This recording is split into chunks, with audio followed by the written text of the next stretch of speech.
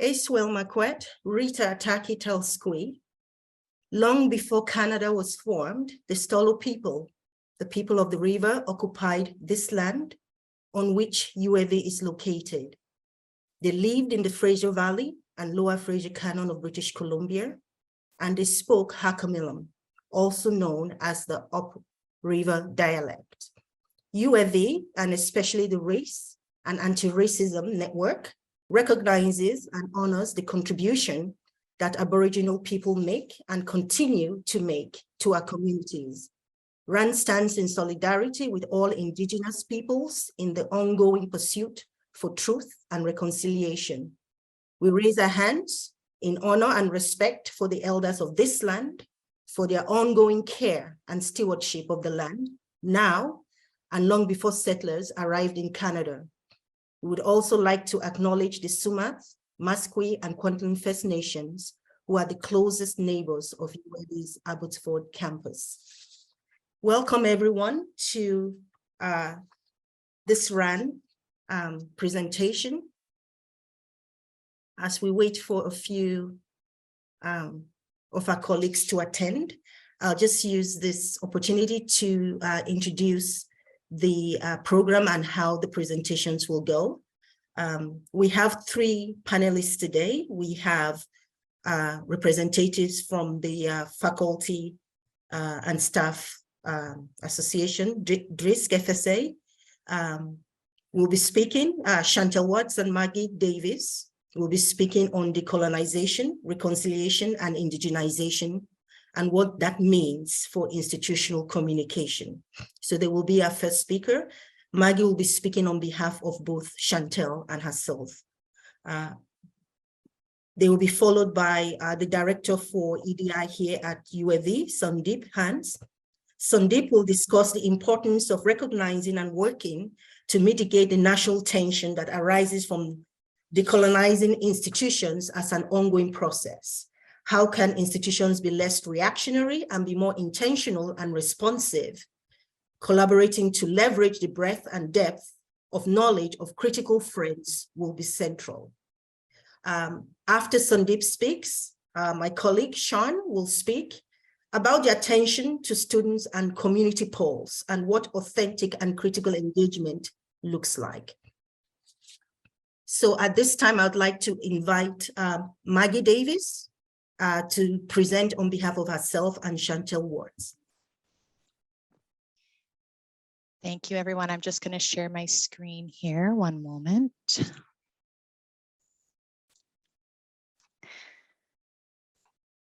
Okay, and is everyone able to see that? Fantastic. So my name is Maggie Davis. I am here on behalf of the FSA DRISC. And thank you for inviting us to speak here today. Chantel and I worked on this project together. And so while she is not able to be here today, this is reflexive of Chantel's views as well. So what is DRISC? We are the Faculty and Staff Association's Decolonization, Reconciliation, Indigenization Standing Committee, which is part of the bigger FIPSE, or Federation of Post-Secondary Educators DRISC committee. It is a committee that is dedicated to furthering these aspects of indigenization, reconciliation, and decolonization in post-secondary. So Chantel is the chair, and I've been acting in a supporting role. And so what we wanted to discuss is, what do these terms mean? And this presentation we are happy to send out after the presentation as well, just so that you can access the links that are here in the presentation. So decolonization is a component of indigenization because it means challenging the dominance of Western thought and bringing Indigenous thought to the forefront. Indigenization is a part of reconciliation because it involves creating a new relationship between Indigenous and non-Indigenous people. So these terms are very closely interconnected, and we're going to dive into each of them separately. First of all, what does decolonization mean? Decolonization refers to the process of deconstructing colonial ideologies of the superiority and privilege of Western thought and approaches. On the one hand, decolonization involves dismantling structures that perpetuate the status quo, problematizing dominant discourses, and addressing unbalanced power dynamics. On the other hand, decolonization involves valuing and revitalizing Indigenous knowledge and approaches and weeding out settler biases or assumptions that have impacted Indigenous ways of being. So this part is, I think, what people mostly think of when we use these terms, this pulling apart of our colonial mindsets. That's the decolonization piece. So what is reconciliation then? Reconciliation is about addressing past wrongs done to Indigenous peoples, making amends and improving relationships between Indigenous and non-Indigenous people to create a better future for all. As Chief Justice Murray Sinclair, the chair of the Truth and Reconciliation Commission, has stated, reconciliation is not an Aboriginal problem. It involves all of us. So if decolonization is the stripping back of the colonial structures, reconciliation is then coming together and discussing what happened and how we can move forward. And then how do we move forward? What is indigenization? Indigenization is a process of naturalizing Indigenous knowledge systems and making them evident to transform spaces, places, and hearts. In the context of post-secondary education, this involves bringing Indigenous knowledge and approaches together with Western knowledge systems. This benefits not only Indigenous students, but all students, teachers, and community members involved or impacted by indigenization. So these three pieces, again, sound very similar, but they're very different. You have breaking down of the walls, you have talking together about what happened and moving together in that. And then through indigenization, we are then taking that knowledge that we've received through reconciliation and we're putting it forward into our systems. So once we know these terms, how do we become better allies? There's a couple of quotes here that Chantel and I found online that we really enjoyed, and the articles there within, again, we will share out in the presentation. But what we saw was being an ally is about working with people who experience systemic injustice to help them fight for equal rights. It's about using your privilege to uplift the voices of others, not to use your voice to steal the show. Our job as allies to people of Indigenous, BIPOC, LGBTQ, all of these minorities that need our help. It's our job as allies to use our voices to further better lives for them. And this as well, it's hard to acknowledge the brutal, cruel conditions under which our country was founded. It can be painful for non-Indigenous Americans and Canadians to realize that manifest destiny has always been aligned to enable fortune-seeking destruction and death at all costs, and always at the expense of Black, Brown, and Indigenous people, or again, LGBTQ. Other things you can do other than reading great lists like this on how to become a better ally is to educate yourself about the National Truth and Reconciliation's residential school timeline. You can learn about the United Nations Declaration of Rights of Indigenous Persons. You can learn about the Truth and Reconciliation's 94 calls to action and see what progress has or hasn't been made. And you can also learn about allyship through Indigenous organizations such as Indigenize. So these are all great things that we can do to know what we're talking about when we use these terms, decolonization, reconciliation, and indigenization. But how can we start to decolonize ourselves? Well, you have to start with your own story. Think about how long has your family been on Turtle Island? Why or why doesn't your family still refer to themselves within the context of where you're from? And why this is important in the greater conversation of these communication pieces is once we start asking these questions of ourselves and we start really digging into this work of decolonizing and working on reconciliation, then when we wittingly or unwittingly hold up these constructs of colonialism, we can understand more empathically what damage that could do. You know, if a personal example for myself is my family on one side is very proud of their settler history. They've been in Canada or North America for a very, very long time. But why are we still holding on to this idealization of a colonial past? Why are we still hearkening back to the structures that we ran away from, that we came to this new world in order to try and have better lives from? And so if we start decolonizing ourselves, if we start asking these questions of ourselves and we start assessing where our part of the story is, we can then move forward with, okay, this is my piece of the story. How can I move forward, the story so that we can have all voices at the table, we can have all people's perspectives. And when we're not careful about holding up the constructions of our colonial society, that's when we can get into some problematic language. And so I'm going to leave just with this quote from Robin Wall Kimmerer from her book, Braiding Sweetgrass. If you have not read that book, I cannot recommend it enough. It's a very beneficial read.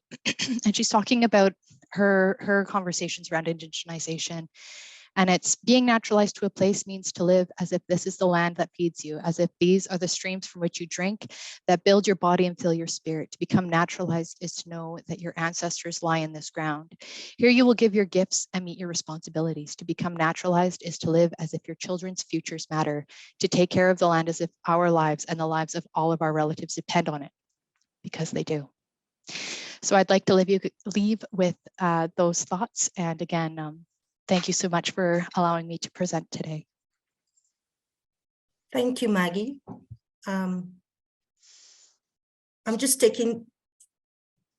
taken back by a statement you made, holding up and hearkening back to colonial structures in the midst of our decolonizing efforts is something for us to really think about. Why do we hold on and hearken back to those colonial structures that we say we are decolonizing from? Thank you for your perspective. I'd like to call now on Sandeep. Hans.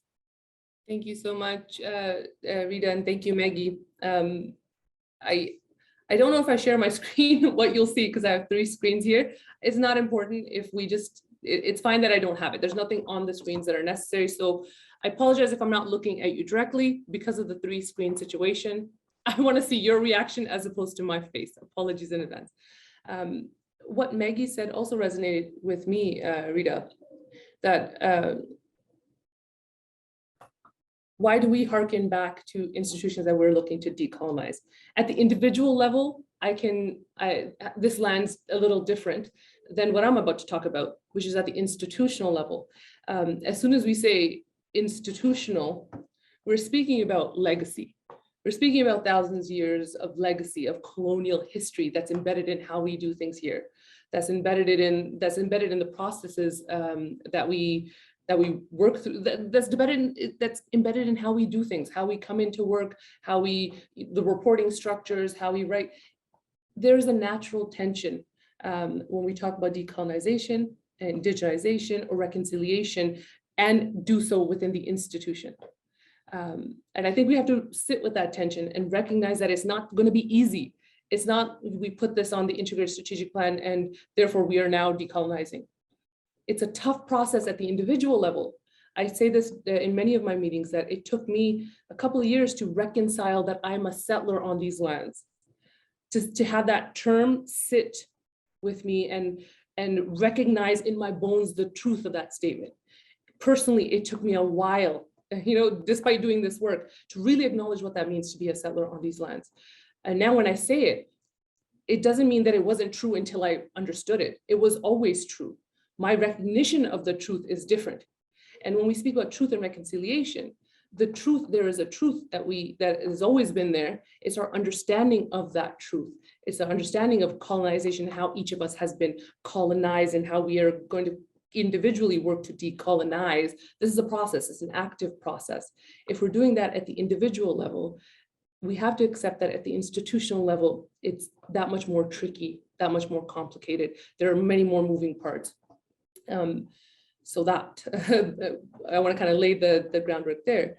And we're not, these two things can't happen separately. You cannot say at the institutional level, we are going to decolonize, we are going to work on the process of reconciliation, but not have expectations of individuals who make up the institution to individually reconcile, decolonize. Those two things go together.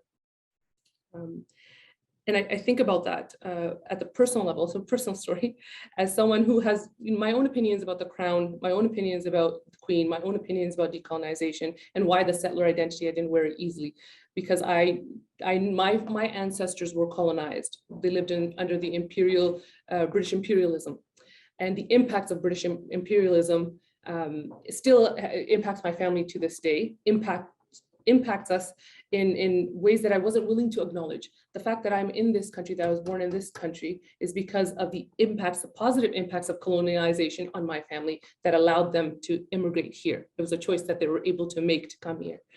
And when I sit with that feeling and what that means for me, and I unpack it, I realize that my unpacking of it, I bring that to my work. I bring that to my conversations. I bring that to when I'm asked to consult. I bring that to all of the meetings, this knowledge, the self-knowledge, and each of us has that. That continued self-learning will then inform how you do your work. So when we're speaking about the process of decolonization or reconciliation or indigenization, if we have not indigenized ourselves or decolonized or began the process of decolonizing ourselves, it becomes difficult to then come in and say we're going to do it at the institutional level. And all my friends in the leadership received an email from me about this very thing, that integrity means that we show up, say, being who we are, being who we say we are, and have those two things match up. What we have said publicly, internally, to ourselves as an institution is that we are working to decolonize. And what some of the messages that had come out, it didn't match up, right? And that was just, I think, it showed us the gaps in our processes, right? That we, how do we uncover those gaps in our processes? How do we mitigate those gaps in our processes? How do we become more collaborative in having these discussions? You know, if it is an institutional message that's going out, who in the institution was consulted? So how we can collaborate with each other to leverage the breadth and the depth of the knowledge that we have here as knowledge creators, as knowledge facilitators is crucial. I want to be mindful of time, is crucial. I think that ongoing individual learning, but ongoing individual learning be coupled with ongoing departmental learning. How do we do things, team? Now that we are individually learning, how can we bring that learning to how we do things, team? How can we decolonize our processes, team, at the team level? And those same discussions should happen at the faculty level. How can we decolonize our processes of a team meeting, for example, or a faculty meeting? And with that knowledge, with that awareness, I think when an event like this happens, the passing of the monarch, but also the head of state of this country, I only had to look at how institutions almost across the board, post-secondary institutions across the board here on Turtle Island, but more specifically in Canada, how they responded to this. It was as if all of the conversations around decolonization and reconciliation that we've gone through the past several years, there was a disconnect between those words and the words that were issued, as if not understanding what Maggie's just shared, the distinctions between those words and what they mean, not just individually, but institutionally, was what showed up. There was one institution across this country that actually got it right. And I can't say it without smiling. It was the Toronto Metropolitan University, formerly known as Ryerson. And if you are aware of the news about Ryerson transitioning from, the name, the colonial, very Ryerson's name to TMU, that was very recent. They had lived through that process at the community level. They had lived through that process with their internal, external stakeholders, and having to say, this is the values, these are the values we say we are holding ourselves to, but our name is Ryerson. That was very public. And it was very recent. So their response was very perfunctory. Head of state has died, our flags are lowered, which, institutionally speaking, we have to do as institutions at the public level. And then that was it. I also looked at McGill University, who has a history of student activation, a very active student body. McGill's was also quite perfunctory, but in it, they had a sentence that was deemed overly respectful by some members of their student body, on the grounds of 70 years worth of legacy. And the students said 70 years worth of legacy, colonial legacy or imperial legacy. What ended up happening to that McGill University response, their student newspaper wrote a rebuttal, a strong rebuttal that was tied to the school's institutional integrated strategic plan, the institutional mission, vision, values. So there's a disconnect between here's what we say we are, here's what we say we're going to do versus what students saw happening and doing. Didn't match up, didn't line up, and the institution was brought to task. So I think what this moment did for me was the need to underscore the point of self-learning, ongoing self-learning. It is an iterative process, friends. We as leaders, and I'm not just talking individually, us as leaders, because we each have a leadership position. Everyone here is a leader, but at the university level, at the level of the academy, as knowledge creators, as knowledge facilitators, we are leaders in the community. So we have a responsibility to continue to learn, to continue to unlearn, to recognize that this is an ongoing, self-reflexive and iterative process, to keep on going on even when it gets hard and even when it gets complicated, but to realize that we're not alone. Institutionally speaking, community-wise speaking, we have critical friends, and it's these times of critical importance where we, connect with those critical friends, embed those critical friends into our processes. And I actually had a meeting earlier today with our new VP of Community Engagement, Susan, who has just, she knew I was coming to speak here, and I said, can I share this with the group? And she said, you can. The process is, even at that level of community level, about consultative and collaborative approach. Connecting with critical friends is something that the institution is moving along, that UFE is moving towards. I think I'm done there, Rita. Thank you very much, Sandeep. Really appreciate your perspective there. I think what resonated with me personally is the ongoing self-learning, and which is the hope and the takeaway from this meeting today. Thank you. And I'd like to call on my colleague, Sean. Thank you, Rita. Thank you so much for coordinating and the work in coordinating today's Lunch and Learn panel. I also want to acknowledge the Faculty and Staff Association, the FSA, and Scholarly Sharing Initiative in partnering for this dialogue and conversation. So I have a speech prepared. I will dive right in.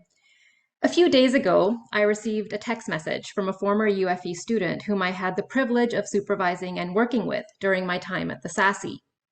In this message of gratitude, he acknowledged my advocacy and the advocacy of RAND leadership at the time, with co-chairs Ghislaine and Melissa, for pushing the institution and leaders to stop the forceful evacuation and eviction of the majority international students from India from Baker House when the COVID pandemic hit in 2020. Why did this message matter so much? And why is it that these moments and messages always seem to come in serendipitous ways and at serendipitous moments? I frankly had briefly forgotten, or at least it wasn't in my forefront right now, about this egregious moment that this university initiated in 2020. I'm sure many of us have, and yet it was only 2 years ago.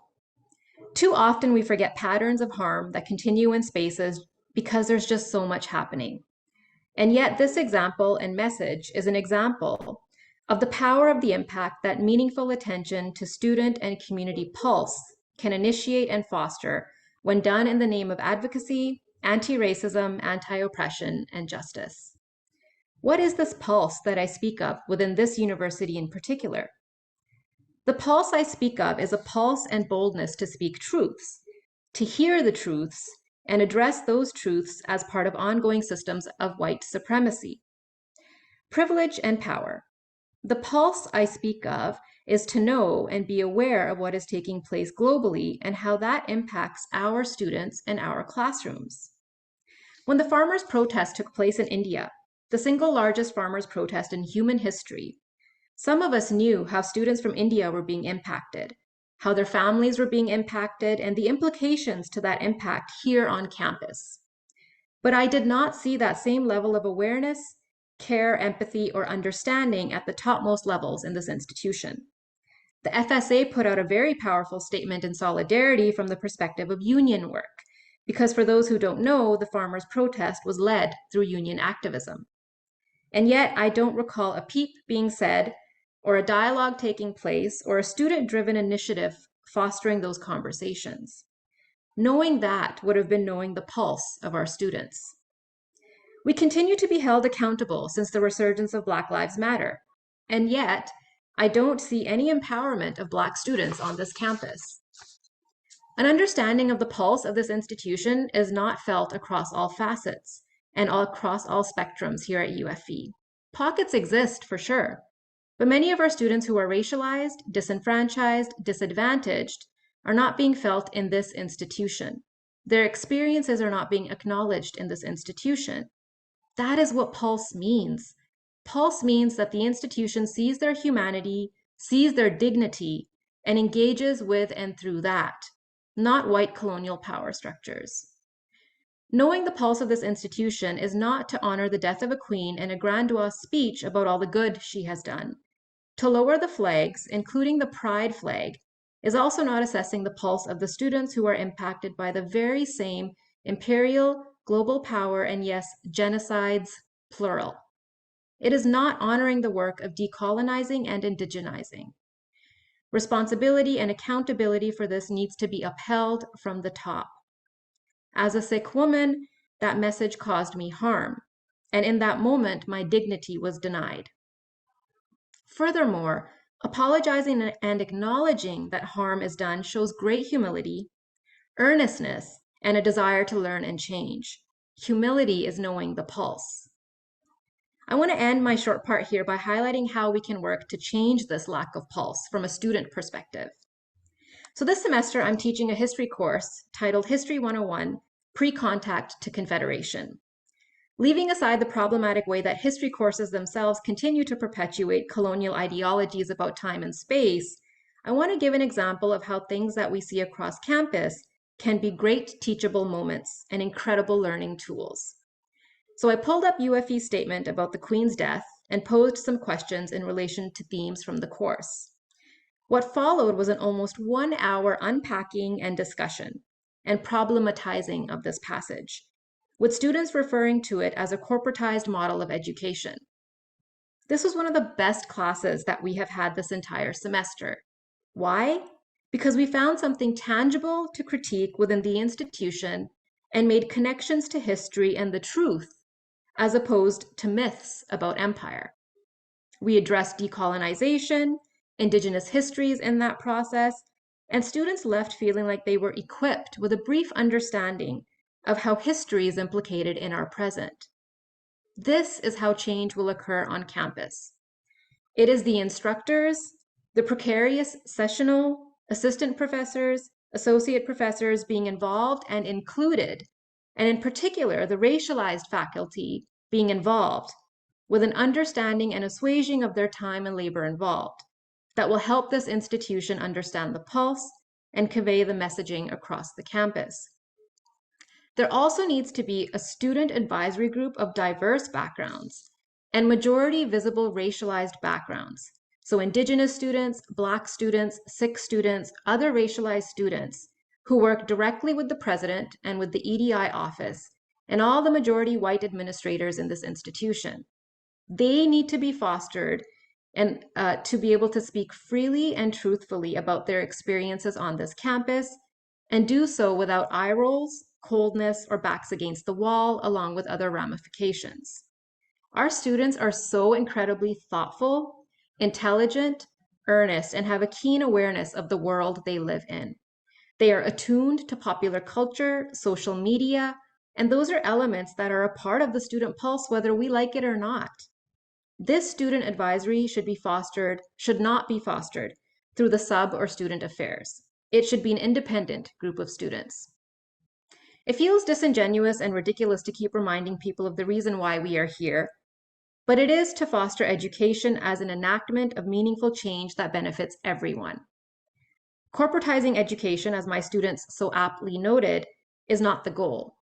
Incorporating those who understand the pulse of this institution through a heterogeneous spectrum is an act of decolonizing. So I need administration, including the president, the VPs, and the deans, to know that in this moment, this full spectrum and pulse is being deeply, deeply harmed. Thanks, Rita. Thank you, Sean. At this point, I'm going to call on Ghislaine to open the floor to questions and a discussion from participants. Thank you, Sean. Thank you, Rita. Thank you to all the panelists. I'm still processing what I've heard, and the way I'm going to approach this is that while you were sharing with us these very thoughtful words, I was writing down some questions that would help probably start conversation around how institutional communication can be so political, because this is what it is. Institutional communication is a political act. It's a political standing. And I'm sure all of you remember in some ways, if you've been here long enough, that for each provincial or federal election, we always receive an email that I think is pertinent, is whatever we say publicly in terms of our political preferences solely represent us as individuals, and not engaging the institution in whatever political stand we do have. So as the panel was speaking, I wrote down these few questions. Please feel free to use one of these, or to reflect on one of these, or come up with your own questions, or why not takeaways. So few question that we've heard so far is, so how much institutional communication is a manifestation of a narrative, and a narrative stemming from an underlying ideology? Another question, why do we hold onto these pillars of colonization despite our will for change? What is truth, and to whom? How do we deal with gaps in our processes? As a leader, how do we fulfill our responsibilities towards the communities, and I'm insisting on the plural here, towards the communities we are representing? How can we restore the pulse of decolonization and put it at the heart of what we do, say, and think? And if university is truly its people, it has the duty to represent all the people, not some people. And I'll leave it to here, to the discussion. I'll be monitoring the chat. So please, if you'd like to intervene, share comments or suggestions, or even ask a question, please put your name in the chat and I'll be monitoring it. Thank you. I just want to note Tony's comment in the chat. She says a North Vancouver school was recently given a traditional, I can't pronounce the word, name, and rather than change their colonial name, as Sandeep mentioned. Would you like to comment and actually mention the name, please, Tony, so that I Oh, sure. Yep, it's was given a traditional Tsleil-Waututh name. And then Ryerson changed their name. The PAC at my child's school is wanting to change the name there, Britannia Elementary. And I know I've had like some side conversations, but not an institutional or even a like committee or official group conversation about University of the Fraser Valley and that name, and whether there's been discussions about changing that name.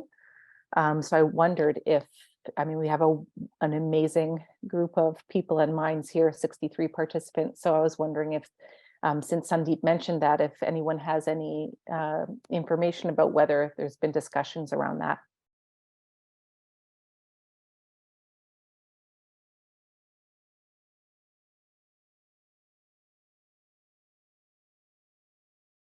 Just a few, just one comment. My questions are handwritten, so I'm just gonna write them in the chat while you guys are starting. So Rita, could you please monitor the questions while I'm writing the questions in the chat? Thank you. Absolutely. I'm not sure who in leadership is present here that the question, Sylvie would like to respond to Tony's question.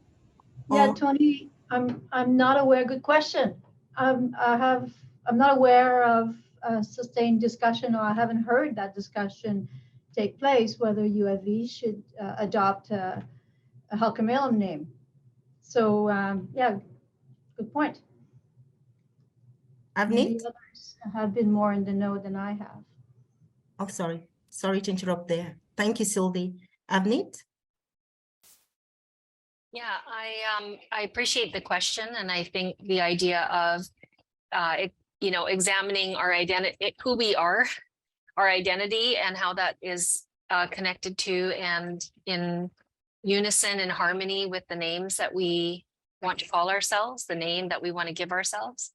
And I think my caution with that is that in naming, it has to come, I think, from the work that's actually captured in the name, rather than the name trying to infuse into the work of the place. So I feel like there's needs to be some earning of the name.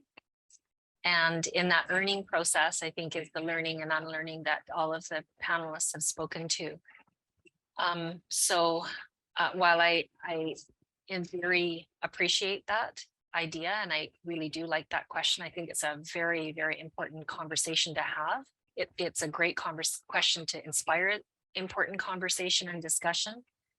I'm speaking a little bit from experience, having gone through the process of naming our program when I was in the teacher education department. We had to earn that name. We were gifted that name by the community, and it took time. It took visible work, and it took a commitment that didn't end at getting the name. Thank you, Avnit. I believe I see Adrian. Yes, thank you, Rita, and thank you to all the panelists. My comment is that we need to keep sight of the different levels that we're trying to address here. At the very micro level is the kind of thing that Sandeep talked about at the team meeting and how you communicate. That's one level. Another level is institutional messages that go out. And maybe at the third level is the kind of thing about renaming. I would also exercise caution about tokenism. We know that there's a certain level of that has gone on when we do the acknowledgement. Now, I think UFE has done a good job moving away from that, but I go to many, many meetings and events where there's an opening and then that's it, so it's quite token.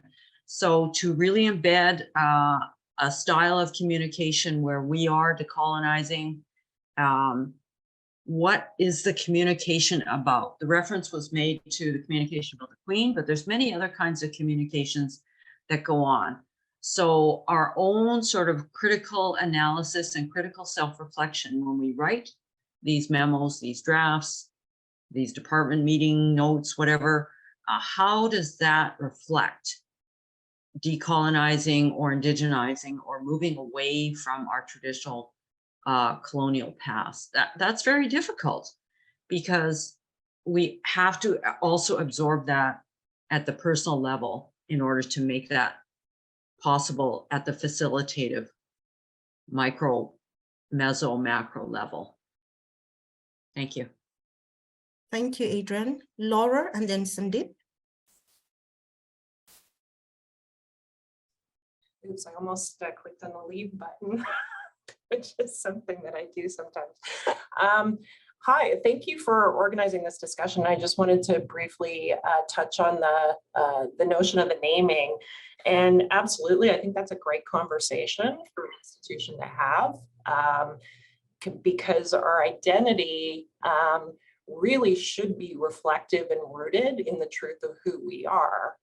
And I was really fascinated to hear Avneet's perspective of, a name needs to be earned. And that does remind me of, how Indigenous people bestow their names. They don't name people from birth, they name them after their personality has emerged or their destiny becomes more evident. And so I keep that in mind. And also, just note that, that I think having the conversation about who we are at our root, who we want to be, and where the difference lies is an important and great conversation to have. Thank you.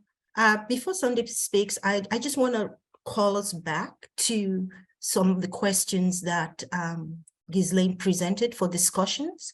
They are now posted in the chat. How much institutional communication is a manifestation of a narrative stemming from underlying ideology? was a question for our reflection and discussion. And then why do we hold on to pillars of colonization? So perhaps we might start there after Sandeep's comment. Thanks so much, Rita. Actually, mine was going to go harken back to Ghislaine's question number 1, 2, and 3, which I see as one large question. The naming and how you answered that. Very colonial. Naming is claiming, right? You name this place is mine. And so if we're talking about decolonization, like the practice of decolonization. So how much institutional communication is a manifestation of a narrative stemming from underlying ideology? Why do we hold on to these pillars of colonization, and what is truth and to whom? Those 3 questions in the larger, if you put it in one thing, is what is the status quo, and how easy it is for us to revert back to the status quo. So when we speak about status quo, is who is centered in discussion, who is centered at the decision-making table, who, not just an individual person, but groups, ideologies that are tied to particular groups. If we're centering that, you can see this in this example with the Queen. You kind of see that happening. Social conditioning of why the centering of the Queen, why this happened and why this happened globally. I think I read somewhere, and it was a Guardian newspaper. They had said, is there any other monarch whose death would amount to 20 pages in foreign newspapers? And they posted it like that. It was like a question. The answer is none. And the reason the answer is none, my friends, is because at its height, in the year 1900, the British Empire spanned the globe, and 96% of us were subjects of the crown. 96%. So the legacy of that is what we're living here. And when we speak about institutions, it's the legacy that we just take for granted. This is status quo. How much of institutional communication, how we communicate, is a manifestation of the narrative? What is the narrative? I heard from my own parents, we're against the monarchy. They took the kohnu, they did all this to India, but the Queen was an old lady. So is she an old lady that is she just an old lady, a grandmother? I can, on the human level, connect. But then the symbol, what she symbolized, now she symbolizes monarchy, symbolizes the crown, symbolizes imperialism. Now we have to unpack that. And when we unpack it, things get tricky. Because who is the we unpacking? Is Sandeep doing the unpacking? It'll look different. But at the institutional level, when we, the collective we, are unpacking, it is going to be complicated. It is going to be nuanced, but we have to do the work. Coming back to the naming point, if we change our name but don't change our behavior, we're not deserving of that name. Thank you, Sandeep. And a question, I see 2 other messages that I'm not sure, I've not looked at them yet, but the third question there was, as leaders, how do we fulfill our responsibilities towards the communities we represent? As leaders, how do we fulfill our responsibilities towards the communities we represent? There is also a question from Lorna. So oh, I'm sorry, I missed it. No, that's okay. If you see the question, please go right ahead. Well, it's Lorna would like to say something. Oh, I'm sorry, I missed that. Lorna, please go right ahead. That's okay.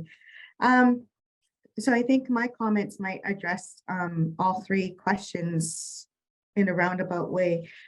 I think when we look at academia in general, it's deeply entrenched in Eurocentric, ideologies and values. We know that when we go through our educational journey, that actually starts to form our identity as well. So when we look at how we communicate with others, we're communicating from what we've learned within this world of academia. And so it's concerning when we don't unlearn some of these things that become harmful. For example, I've heard a few times the reference of BIPOC. If we were really unlearning things, we would be saying IBPOC, because Indigenous peoples are first here in Turtle Island, amongst other races that are part of the acronym IBPOC. As far as language goes, I think, there's folks out there who like to joke around about how polite Canada is or Canadians are. And so I think part of that comes with having manners or doing things a proper way or making sure it's politically correct. And again, that is not a reflection of who our identity is. So the unlearning that has to happen is going back to who we are as individual people versus my leadership role at the institution, or, that I'm a faculty, or I'm this or that. We have to sort of, go back to that role that we were first born into, which is of, being a human being. The other thing that I have seen, as with the, the message in regards to passing of the queen, but this is a common thread that happens with a lot of things at UFB, is we wait to see what others do, and then we do the same thing. And so that is one of the things that, needs to be unlearned, in that UFB is a unique teaching institution. And so we ought to be looking at doing things a different way, something that's more reflective of us as, as a institution in solo territory. So I think that will help drive us once we sort of know, our own unlearning, going through some decolonization. We start to form this identity that can contribute to this bigger picture of, how we conduct ourselves in relation to some of these very colonial practices. So I'll stop there. Everybody knows I have workshops about this stuff. So thank you for letting me speak. Thank you. I appreciate your comment. We have about 15 minutes left, and one of the intentions behind RAN discussing putting this panel together is to leave with some calls to action, some tangible calls to action that we can look back perhaps a year from now to say, yes, there's been movement and we are growing. It's a launch and learn. And I think every one of us here, we have areas for growth. And so what would be the calls to action to UAV, the leadership, and some calls to actions that we can take? I don't want Sean's point to be muted in the larger discussion. I'm very interested in the notion of a student advisory group that will be brought to the consultation table. UAV doesn't seem to have one independent of the regular structures. So that's something that I just wanted to call forward. It is my understanding that even within our FSA, we do have the DRISC that focuses on indigenization. And I know there's an EDI component of which my dear colleague is in charge of. But specifically, race and anti-racism is not really something that I see being centered. So what could be some of our calls to actions? There's been a call to put together this or encourage a student advisory group across all the decision-making levels. I'm just opening the floor to that discussion.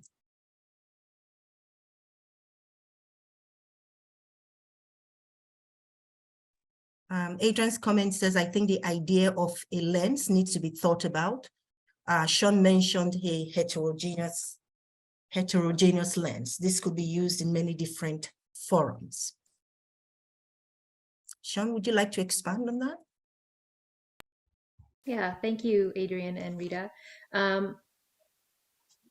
When it comes to the work of anti-racism or, having challenging conversations, institutions like to see a similar homogenous approach to this work. And it's usually a similar homogenous approach that makes them comfortable, makes them feel safe. When I keep saying heterogeneous lens, I literally mean bring the people who make you uncomfortable. And I know there were eye rolls while I was talking. I can viscerally feel the eye rolls while I'm talking. I'm not stupid, but I'm still going to keep talking. And as long as I have a sessional role in this institution, I will still keep talking.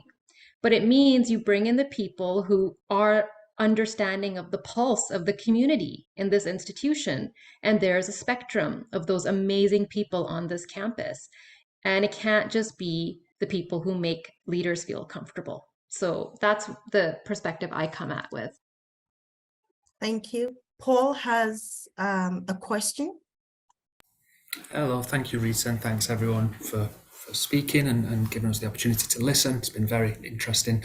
Just a question for you, please, Sean, about the kind of proposed student advisory board. Could you just speak a bit further to that? Is that something that you've seen at other universities? What kind of shape would that take? I'm interested to learn more. Thank you. I'm sure others may be able to jump in more, but we've been talking about this at RAN for a very long time, Paul. Like, we keep wondering, where is like the activism on campus amongst students? I love the work that our newspaper does, The Cascade. They do such amazing, innovative work, and particularly around, advocacy on campus. But I don't see a student-led and student-supported kind of group of people who engage with the meaningful work on campus. I don't see like a vibrancy or an activism of students supporting each other. So I know Brett has talked a lot about that in terms of our RAN meetings as well. But I can't give you an answer. Like, I know UBC, of course, there's a huge group of students who do activist work, but that's UBC. Like, structurally speaking, they're massive compared to UFE. So how do we work within what we have at UFE and support students of racialized experiences to work with each other and speak to the topmost tables, to be heard and be seen? I don't have an answer for that because I myself don't know what structures would support that. I see Tony's hand, but if I could make a really quick comment, Tony, I feel like UAV is a very intentional institution, and UAV does things intentionally. I think waiting for this body to just emerge organically because of the way our institution is compared to institutions like UBC, it may not be possible. However, inviting students to the table is something leadership can actually intentionally do. When that invitation is made, then students will feel, build it, they will come. So I think the call to action is, how can the institution ensure that in these types of pivotal moments, there is representation that represents, to your point, Sean, the pulse of UAV and the larger community. Tony? I was just thinking the same thing, Rita, that those invitations are really important. Like, if there is a designated number of seats for students, if there was one on the board, if there was one at the Senate, if there was one on the President's EDI committee, I know that doesn't exist anymore, but on these really important high-level meetings, if there are student voices, that was built into the governance, right? That it's not just you're invited as a guest, you have a voice, you have a vote. I think that can really change what happens at the top when we have people whose lives are affected by these kinds of policies and communications have a voice, and they're there at the table. I think that's really important. When the farmers' protests were happening, I had so many students making performance art in my class about the protests, and it was incredible, but there was nowhere to feed that to. And so it would be wonderful to have a platform for students, visibly on campus, to have a voice as well. We don't have a lot of visuals at the FSA. I think about, we're going into bargaining very soon, and we're thinking about banners on campus, like visuals about what's happening. That can make a really big impact. I mean, I'm an artist, so that's my first go-to. But I think that student voices, they need a place on those committees and a place visually on campus. Thank you, Tony. I know 2 hands came up and I can't see everyone. So if you had your hands up, please feel free to speak. So I had my hand up, Rita, just because I saw in the chat box that Aaron, I think, asked me a specific question, but since it wasn't private message, I'm assuming, Aaron, you wanted me to answer this more publicly. It's Sandeep, is answering those questions and addressing those bureaucratic blind spots require a complete redesign of the entire institution. Is that an exaggeration on my part? And given what we were just talking about, and Tony, you've just mentioned that, I don't think a complete redesign is necessary, but I do think a complete paradigm shift is required, and a true, like, we are all shifting paradigm, looking at the same thing through a different lens. Innovation, folks always think about innovation being this like technology, new technology. It's looking at the same thing a new way. So having students or having student voice, having student presence at the decision-making tables, important decision-making tables, makes sense to me. And I would see that as not a complete redesign, Erin, but it would be addressing some of those blind spots, right? That you've just mentioned in your question to me.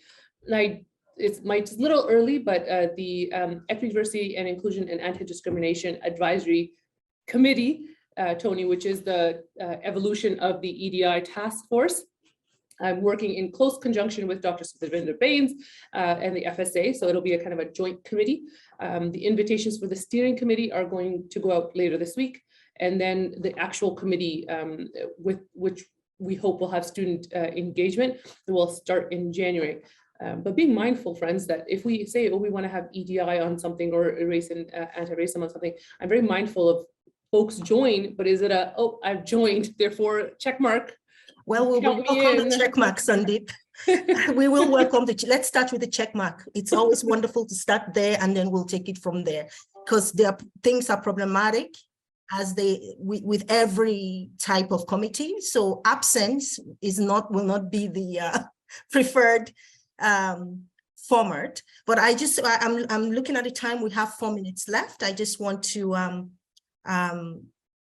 kind of draw the meeting to a close by thanking all of the participants. The intention behind this was to learn and to come up with some calls to action. So if after this meeting you have some suggestions, please email those to me. This meeting is being recorded. If you know of anyone who might be interested in listening, please, they can connect with me. I'll be happy to share this presentation. I'd like to thank the panelists, colleagues from SSI, Scholarly Sharing Initiative, as well as our FSA colleagues, and to thank everyone for taking their time.